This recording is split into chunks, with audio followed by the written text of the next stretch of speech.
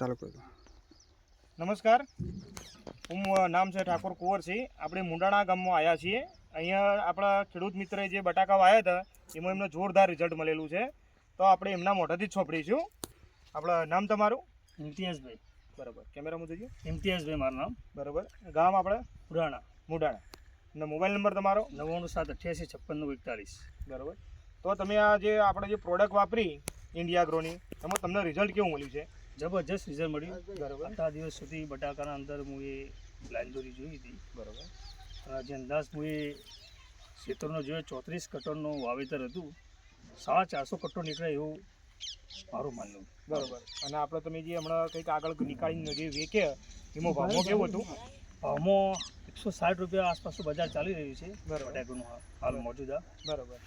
થઈ શકે આવનારા સમયમાં 20-25 રૂપિયાનો સુધારો પણ થાય, બરાબર. ના પણ થાય. બરાબર. અને તેમનો ઉતાર હાલ બહુ અતિશય ઉતાર આપ્યો છે. બરાબર. આટલા દિવસ સુધી આટલો આવો ઉતાર મળ્યો નથી. બરાબર.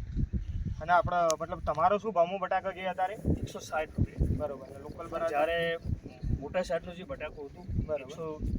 195 રૂપિયા. 95 રૂપિયા એમ ને?